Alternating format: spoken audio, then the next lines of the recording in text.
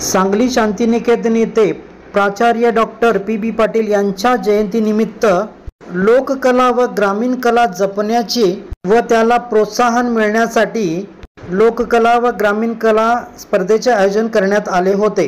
पत्रकार गीता मुदोळकर, नवप्रसारण न्यूज, सांगली।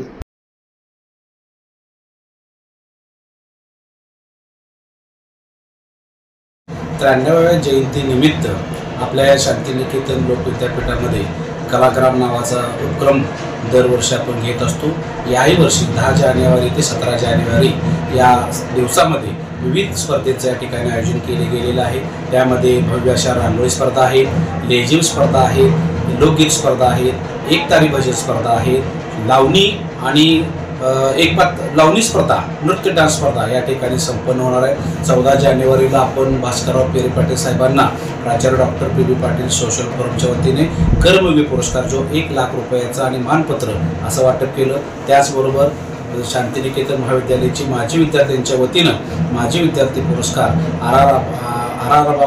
पाटील यांची धाकटे बंधू राजाराम रामराव पाटील यांना देण्यात आला आणि या स्पर्धेमध्ये नाशिक, मुंबई या विविध भागातून सर्व गोवा या ठिकाणी सुद्धा स्पर्धेत या ठिकाणी सहभागी झालेले आहेत। जर रांगोळी स्पर्धा जर बघायची असतील तर सर्वांसाठी त्या खुल्या आहेत। शांतिनिकेतनमध्ये रांगोळी स्पर्धा त्या ग्रामीण संस्कृतीचं दर्शन देणाऱ्या ह्या स्पर्धा रांगोळी स्पर्धा आहेत। रांगोळी आहे की पोस्टर आहे हे आपल्याला पाहायला मिळेल। अशा जत्रेचं स्वरूप या शांतिनिकेतन लोकविद्यापीठामध्ये 10 जानेवारी ते 17 जानेवारी दरम्यान संपन्न होत आहे।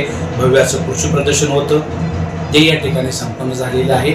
अशा विविध स्पर्धेचं नेटकं नियोजन संस्थेचे संचालक आदरणीय गौतमभाऊ पाटील, प्राचार्य डॉक्टर पी.बी. पाटील सोशल फोरमचे सचिव मान्य बी.आर. थोरात सर यांच्या मार्गदर्शनाखाली या कलाग्रामचं आयोजन करत असतो आणि या कलाग्रामच्या विविध स्पर्धेचं नियोजन सांस्कृतिक विभाग प्रमुख जीवन कदम सर, साहित्य कलाम कुर्बू सर, कोळेकर सर आणि त्यांच्या सर्व टीमनं अतिशय उत्कृष्टरित्या सादरीकरण केलेलं आहे। बक्षीस जर म्हटला तुम्ही 10,000 पासून 5,000 पर्यंत बक्षीस, प्रथम क्रमांक येणारा 10,000 बक्षीस आहे, द्वितीयला 7,000 आहे, तृतीय 5,000 आहे आणि वैशिष्ट्य गौतम भाऊने यावेळेस केले की जो संघ सहभागी होईल त्या सहभागी संघाला सुद्धा सन्मानपत्र आणि प्रमाणपत्र आणि रोख रक्कम सुद्धा देण्याची व्यवस्था या ठिकाणी केलेली आहे। त्यांची जेवणाची, अल्पोपहार, चहाची सुद्धा व्यवस्था या ठिकाणी केलेली आहे। असा हा कलाग्राम हा उपक्रम पाहण्यासाठी सर्वांनी शांतिनिकेतनला भेट द्यावी। 17 जानेवारीपर्यंत ह्या सर्व स्पर्धा आपल्याला पाहायला मिळतील। धन्यवाद।